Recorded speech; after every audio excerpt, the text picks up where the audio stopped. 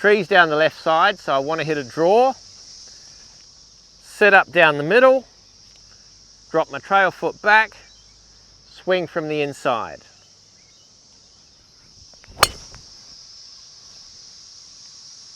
And a little draw onto the fairway. Now that can work temporarily. Unfortunately, it's not a long-term solution. Now if you're slicing the ball or you just want a few extra yards with your driver, it's probably been suggested to you to drop your right foot back for a right-hander. That can cause some damage to your golf swing and to your body. And we're here to show you a better and safer way to learn how to hit the driver a few extra yards and to draw it when you need to. G'day golfers, I'm Glenn Haynes. Welcome to Aussie Golf Pros, where we help you be the best golfer you can be.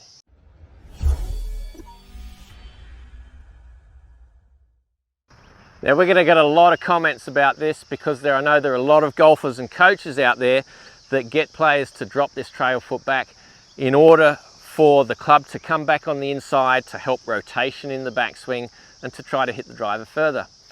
Unfortunately, it just doesn't work long term. It's only a short-term solution. So this is what happens eventually, and it might last a day or a week or a month, but this is what happens eventually. So we get into this position, drop that trail foot back a bit, swing on the inside, and then over the top like this. Oof, nearly killed that poor Maggie. And we go back to slicing it the way we did, because essentially there's that motion that was already ingrained of coming over the top or out to in, and that's difficult to change long term. You're not going to do it just by bringing your trail foot back. Yes, it helps you to rotate into the backswing and get a little bit more coil into the backswing, but at what expense? By dropping this right foot back, that makes it very difficult for me to turn through and get out of the way of the golf swing and the follow through. That means that the downswing and the follow through here are going to get very restricted. They're going to put the back under a lot of strain with all of that force that we're trying to generate through the driver, and we just hit this wall and we stop. And we end up with golfers that have these very short follow-throughs. You've seen them, you've played golf with them, and that's a real problem. It's not good for the back, and it's definitely not good for getting up into the air. Nice high launch with nice long drives. So yes, we can turn more into the backswing, but we're going to restrict it too much in the follow-through. The other thing that happens is, as we get into this position here where we've dropped this trail foot back, what's going to start the downswing? Because we're restricted, it's very easy to fall into the trap of starting that downswing with the upper body, with the hands, the arms and the shoulders. Now that's going to cost you distance in the long run. So basically you're generating all of that speed just through upper body force. That's not the way to do it long term, because as you advance in years, you're going to lose that upper body strength.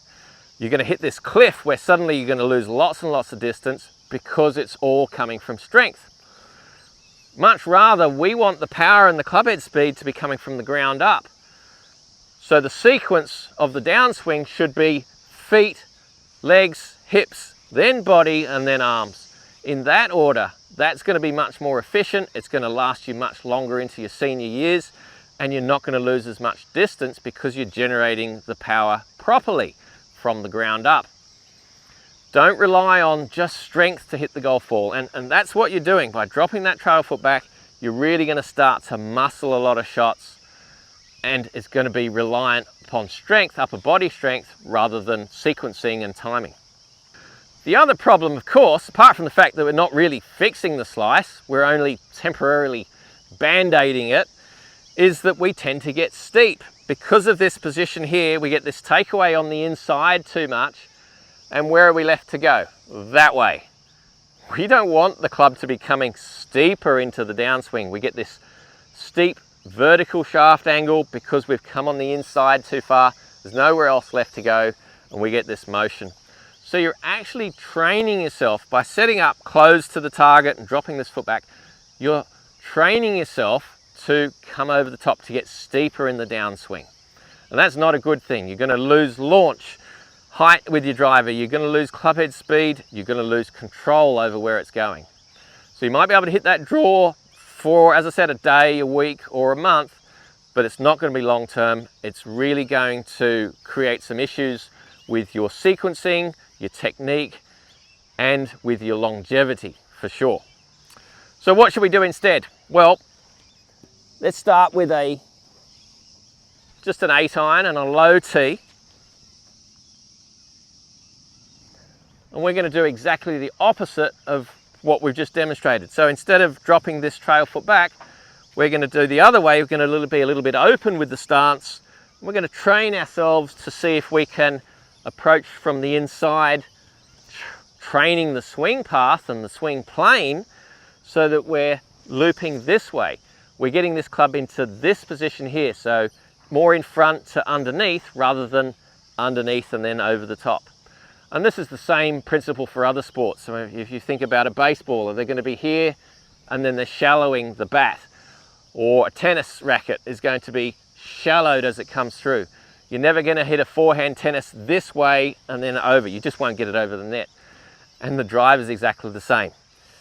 So set up on a low tee with an 8-iron, a little bit open with the stance, not a lot, just slightly open. You can put some alignment rods on the ground if that's going to help you. Swing back straight and then allow the club to fall into position here, closer to your trail pocket, and then swinging from the inside that way. And start with it very slowly. If you try to hit it too hard, you're going to go straight back into that over the top motion that you're trying to get out of your golf swing. So very slowly back into here, and then we can turn through much more easily. So easy, nice and smooth, because we're bringing the club into a shallower position and approaching the ball from the inside rather than the opposite, drag it on the inside and then going over there. We don't want to learn how to approach the ball from the inside by taking the club on the inside. It doesn't work that way. It's got to be the opposite. This way. If you're going to exaggerate the motion, it's always going to be this way, in front and then inside. It's so much easier that way. You have to be patient with this. Hit that shot, just a gentle 8-iron, nice and slowly. Hit it 20 times, hit it 30 times. We want to see the ball curving with the draw. Let's get away from the old motor patterns. And then, once you've worked up into plenty of 8-irons, building up your speed gradually, then you can do it with the driver. And once you've got that motor pattern happening where you're feeling like the club is shallowing and coming more from the inside, you don't need to step back here, so you can still rotate into the backswing. And if you need a bit more rotation into the backswing, allow that lead heel to come up a bit, bringing the knee across. That gives you plenty of rotation. You don't need to be super flexible to do that. If you're not turning enough into the backswing, then that's a great idea, just to allow that heel to come up. And because we're in a better stance and alignment, that means that we can swing through to a fuller finish much more easily. And again, it doesn't take a great deal of flexibility to be able to do that. And we can still hit the draw from this position.